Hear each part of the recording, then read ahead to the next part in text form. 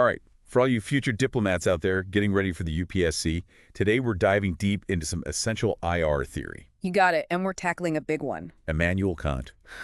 Yeah, this guy, his ideas are everywhere in international relations, Perpetual peace, republicanism. The whole relationship between, like, individual freedom and what the state can tell you to do. Huge stuff, really fundamental if you want to understand how the world works, or at least how a lot of people think it should work. Exactly, and especially for those of you, aiming to crush that UPSC international relations paper, today is going to be pure gold. Absolutely. So we're going through this excerpt here, lays out Kant's core political thoughts. All right, let's get philosophical. All right, so Kant was all about the rule of law, right? Yeah. He was like, look, politics, it can't just be whatever powerful people decide. It has to be based on principles of right. Right. What he's called rect. Rex, yeah. Basically, this system of universal laws that guarantee justice and freedom for everyone. And what's so fascinating about Kant is, a lot of thinkers, they saw politics as this power struggle. But he was really insistent that there had to be a moral foundation, a moral order to politics. It's not enough just to be powerful. You have to be right, morally right. And those principles, they apply to everybody, individuals, nations, doesn't matter how powerful you are. That's a really powerful idea, especially when you look at what's going on in the world today. It makes you wonder, does power really call all the shots like it seems? Or is there still a place for this kind of Kantian approach? It's a great question. Yeah, something to think about. It is. Let's talk about Kant's categorical imperative for a second. Okay. Really important in his ethics, but it spills over into his political thought, too. Okay. The basic idea, it's like a test for your actions. You should only act in a way that you could rationally want everyone else to act in the same situation. It sounds kind of heady. I mean, how does that actually play out in the real world? All the complexity of international relations and everything. Okay, well, let's say you've got a country thinking about launching a preemptive strike, right? The categorical imperative would say, hold on, could you rationally want every country to just launch preemptive strikes whenever they felt like it? Yeah, that would be chaos. Total chaos, right. So even if you think you've got a good reason, if it would lead to global chaos if everyone did it, then it's ethically wrong. Okay, so you're saying even if it's good for you in that moment, if it's not good for everyone universally, then it's not okay. Yeah, that's the idea. Kant really tries to weave ethics and politics together. Right. He's saying there have to be some universal principles that guide, what individuals do and how whole countries behave. Exactly. And that brings us to how he saw the role of the state. The state, he thought, it's there to protect individual freedom. Okay. But here's the kicker. You can't protect freedom in a way that takes away other people's freedom. Right. It's this constant balancing act. Yeah. So it's not just everyone doing whatever they want, right? Yeah. It's creating a system where everyone can be free but responsibly. Right. How does he see that working? He uses this really interesting phrase. He calls it freedom through coercion. Sounds kind of contradictory, right? Yeah, a little bit. But he's saying that if you submit to just laws, that actually makes you more free in the long run. Okay. Like, think about traffic laws. Okay. They tell you how to drive, restrict your choices, but ultimately they keep everyone safe and make it so everyone can get where they're going. Right, because without those laws, it would be total chaos. Yeah. And nobody would be able to get anywhere. Exactly. That's the idea. So it's like freedom within a structure that guarantees the same freedom for everybody. Precisely. But, I mean, it makes you wonder, how do you make sure those laws are actually just, and who gets to decide what kind of restrictions are necessary? Those are great questions. And, these are things people still argue about today. For sure. Kant gives us this framework, but putting it into practice, well, that's where things get complicated. Definitely. Now, here's where Kant really breaks with some other political thinkers. He absolutely rejected utilitarianism in politics. Utilitarianism, right. The greatest happiness for the greatest number. Kant wasn't into it. No, he wasn't buying it. He thought the point of politics wasn't to maximize happiness. It was to create conditions where individuals could be free to pursue their own happiness ethically. So it's not about, making sure everybody's happy all the time. Right. It's more about making sure everyone has the opportunity to live a good life, according to their own values, within a system that protects everyone's basic rights. That's a good way to put it. It's about creating a system where people are free to define and pursue their own happiness. And this is where he brings in another big idea, republicanism. Yeah, He was a huge fan of this idea of separating governmental powers, right. the legislative, executive, and judicial branches. Keep them separate so no one person or group has all the power. Yeah, exactly. Which, I mean, we see this in a lot of modern democracies, right? Yeah. And for Kant, this separation, it was essential to preventing tyranny and upholding the rule of law. It's interesting to think about how this idea of republicanism could apply not just within a country, but also between countries. Like, could you have some kind of system of checks and balances on the global stage to prevent conflict and encourage cooperation? That's a great question, and it leads us right to maybe Kant's most famous, definitely his most ambitious idea, perpetual peace. Right, his big vision of a world without war. It's a really fascinating idea, but it also seems kind of, I don't know, unrealistic when you look at all the conflicts happening today. Yeah. Are we ready to unpack that one? Oh, absolutely. But that big vision, that deserves its own segment. Yeah, you're right. We've already covered a lot. Yeah. We talked about Recht, Kant's idea of universal right, tackled that categorical imperative, explored his views on the state, individual freedom, republicanism. Wow. It's a lot for one part. We'll be back in part 2 to delve into Kant's idea of perpetual peace and how he thought we could actually achieve it. Looking forward to it. But in the meantime, think about these ideas, jot down some questions, maybe do a little reading on your own. Yeah, getting your hands dirty with these concepts, that's the best way to really understand them. Exactly. And hey, if you're finding this deep dive helpful, make sure to like and subscribe so you don't miss part 2. We'll be back soon to unpack Kant's vision for a world without war.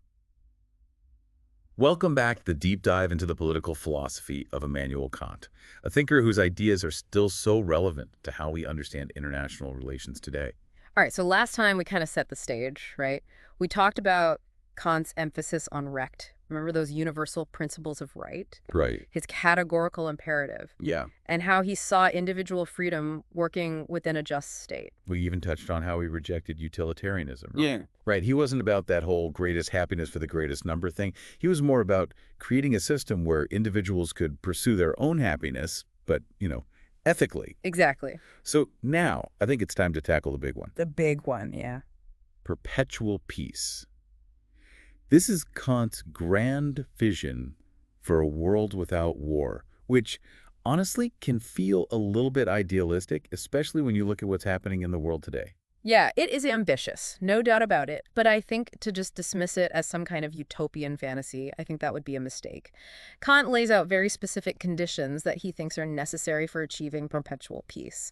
And it's worth really looking at those, especially if you're a UPSC aspirant trying to wrap your head around international relations. Okay, so let's break it down. What did Kant think we need to do to reach this seemingly impossible dream of lasting peace? Well, he argued that the key is to transform the international system. Right now, he saw it as kind of a state of nature where conflict is always looming. He wanted to move away from that and toward a system governed by law and cooperation. Remember, his idea of republicanism within states. Right, where power is divided. Yeah, you've got the different branches of government, checks and balances, the government is accountable to the people. He thought a similar principle could apply to relations between states. Interesting. So instead of one world government, he's thinking more like a federation of nations. That's it. A league of republican states, all bound by shared principles, committed to resolving their disputes peacefully. Okay, so these states would choose to cooperate, working within this common framework of laws and institutions. But even today, with things like the United Nations, we still see conflict between countries that are supposed to be rational actors. Was Kant being a little naive about how power and self-interest really play out on the world stage? Well, he was definitely aware of the challenges, let's put it that way. But remember, he really believed in human reason. He believed we could overcome these obstacles. He saw historical progress. And yeah, it's messy, often violent, but he saw it as evidence that humanity was slowly but surely moving toward a more rational and peaceful future. So for him, perpetual peace isn't something that just happens overnight. It takes real work to reshape the international system, promote republicanism, foster cooperation based on shared principles. It's a long game, not a quick fix. Exactly. And I think for UPSC aspirants, it's really important to understand that Kant isn't just presenting a utopia here. He's offering a framework for analyzing how countries relate to each other, for understanding why conflicts happen, and what the conditions for peace actually are. His work is really a starting point for thinking critically about how we can move toward a more stable and just world order. This brings up an interesting question, though. What about the countries that don't buy into republicanism? How does Kant's vision deal with states that might just reject this whole framework of cooperation and peaceful coexistence? That's a really important point, and it's one that Kant definitely thought about. He argued that while a federation of nations is the ideal, it doesn't need every single country to sign on to start having a positive impact. Even a partial federation, he thought, could create a kind of zone of peace that could gradually expand as more states see the advantages of cooperation over conflict. So it's like a ripple effect. Mm. You start with a core group of like-minded states, and that influence gradually spreads out through the international system. It's a more pragmatic approach than assuming every country will just suddenly embrace Kantian principles, right? It is, and I think it highlights how important diplomacy and persuasion are to achieving peace. For Kant, it's not enough to just want a better world. We have to actively work towards it using reason, dialogue, and building institutions that make cooperation easier and aggression less appealing. I like that. It emphasizes that active engagement. Makes it clear that Kant wasn't just some ivory tower philosopher. He believed that individuals and states have a moral responsibility to work toward a more just and peaceful world. Absolutely, and I think that resonates with a lot of UPSC aspirants, right? Yeah. People who are looking to go into public service and make a difference in their country and the world. Speaking of making a difference, Kant also had some really interesting things to say about the relationship between the individual and the state, Oh, yeah. which I think has implications for both domestic politics and international relations. Definitely. And we touched on this before with his idea of freedom through coercion, but there's more to it than that. He really believed that individuals have inherent rights to freedom, equality, self-dependence, and the state, he said, has a duty to protect those rights. It sounds like he was a real champion for individual liberty. But didn't he also stress that individuals need to submit to the rule of law? How did he reconcile those two seemingly opposite ideas? That's a great question. It gets to the core of his political philosophy, really. He believed that true freedom isn't about doing whatever you feel like. It's about living in a society where everyone's rights are respected and protected. So it's about finding that balance, right, between what individuals want and what's necessary for a stable and just social order. Right. But then who gets to decide what a just order actually means? What happens when individual rights bump up against what the state thinks is necessary? These are exactly the kinds of questions that Kant's work pushes us to ask. And they're questions that are still so relevant today as we're dealing with issues like human rights, national security, the limits of state power. Remember, for UPSC aspirants, it's not just about knowing what Kant said. It's about understanding how his ideas can help us analyze the challenges we face in international relations today. It's about developing that critical thinking that the UPSC exam is all about. Exactly. Okay, so we've explored Kant's vision for perpetual peace, his ideas about a federation of nations, and this really complex relationship between individual rights and the role of the state. Where do we go from here?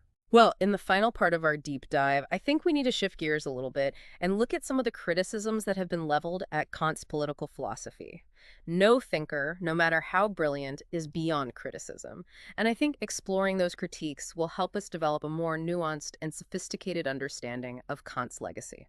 Sounds good. We covered a ton of ground in this part, diving deep into perpetual peace, republicanism, and this tricky balance between individual rights and state authority. If you're prepping for the UPSC, make sure you go back over these concepts, maybe jot down some of your own thoughts and questions, or even do a little extra research on your own. Yeah, getting actively involved with these ideas, that's the best way to really get ready for those tough exam questions. And hey, if you're finding this deep dive helpful, don't forget to hit that like button and subscribe to our channel for more deep dives into key thinkers and theories. We'll be back soon with the final part of our Kantian adventure. We'll tackle those critiques head-on and see how relevant his ideas are in the world today. All right, welcome back, everyone. We're wrapping up our deep dive into the political philosophy of Immanuel Kant. And it's been quite a journey. It has. We've explored his vision for perpetual peace, his emphasis on republicanism, and the rule of law. We've talked about that complex relationship between individual freedom and the role of the state. Right, but as with any big thinker, and Kant was a giant, there are always those who disagree. Absolutely. No one's perfect, right? Even a philosophical heavyweight like Kant, he has his critics.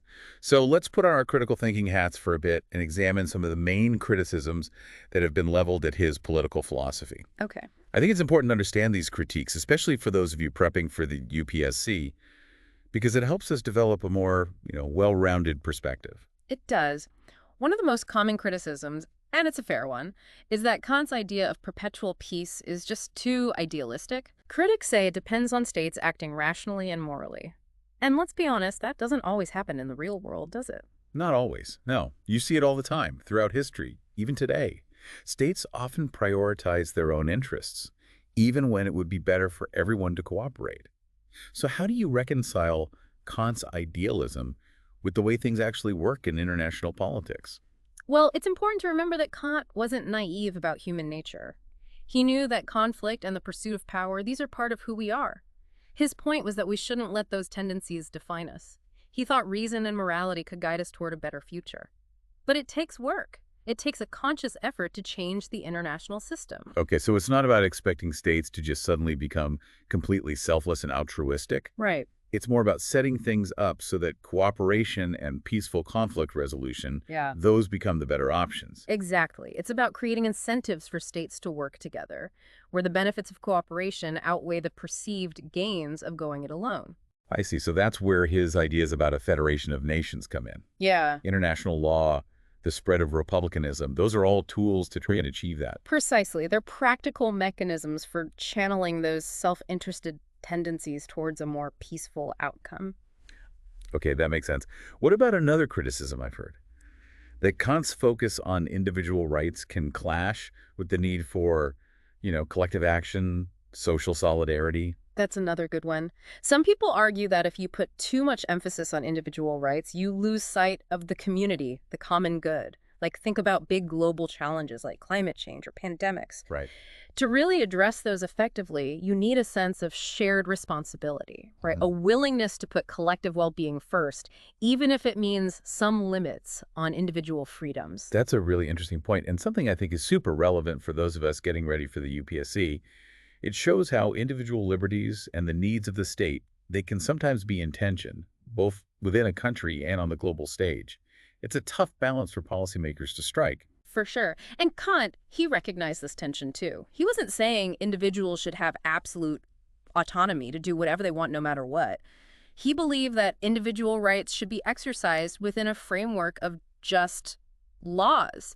Laws that make sure one person's freedom doesn't step on the freedom of others. So it's about finding that middle ground, right? Yeah. Where individual liberty and the common good can both exist. That sounds pretty challenging. It is, and there's no magic formula for getting it right. But grappling with these complex questions, that's crucial for anyone who wants to shape policy. Whether domestically or internationally, yeah. Right. Now, even with all these criticisms, Kant's ideas have been undeniably influential in international relations. They have. I mean, think about his concept of perpetual peace. Yeah. That's often seen as foundational to liberal internationalism. You know, that school of thought that emphasizes cooperation, diplomacy, the rule of law in international affairs. And his ideas about republicanism, those have echoed throughout history, shaping democratic institutions, inspiring movements for political reform. So, even with its limitations, it seems like Kant's work still provides valuable insights for understanding the challenges and opportunities of the international system.